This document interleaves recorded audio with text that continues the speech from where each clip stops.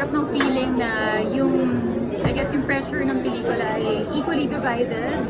Ay, Bella, how do you feel? Mainit ang pagtanggap sa pelikula nyo dito sa Oh, MMFF? thank you! Nako, actually, nung 25, nag-ilap kami ng cast, so we got to see first-hand yung reactions nila dun sa movie. Nakakatuwa.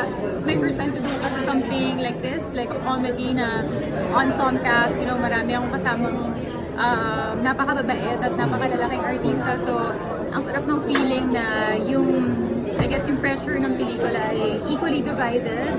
So, nung nag-ikot kami, parang nag-enjoy na lang ako. Parang, it felt like pumunta ako na field trip more than trabaho. May napanood ka bang ibang entry sa MMFF? Actually, alam mo yung movie ko, hindi ko pa napapanood ng buo. Nung premiere, first 30 minutes lang yung napanood ko, pinull out na ako for promo. So, hindi ko pa natatapos kahit yung reconnect. So, I have to watch it very, very soon. Tapos, syempre, isusunod ko na lahat ng pwede kong panoorin. Unahin ko na syempre yung mga movies ng mga kaibigan ko, nila Angelica, nila Carlo, nila Richard. So, and then kung ano pa yung mapapanood, definitely ni Meme. Yeah. So, yeah.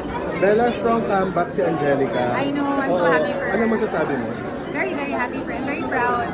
I know how dedicated she is pagdating sa work. Nakakusap namin siya ni Kim noon nung nag-stage siya sa Manila for shooting. And I know she was very excited to film. So, at least the hard work is paying off. Ako yun naman lagi yung sa amin yung payoff for us pag na-appreciate yung trabaho natin. Wish mo for showbiz sa 2026? I mean, I feel like we're doing well right now. Parang gumaganda yung takbo ng Philippine film industry. People seem to be coming back to cinemas. It's the first time nakakita ko ng ganun karaming tao ulit sa sinehan nung 25. Sana magtuloy-tuloy.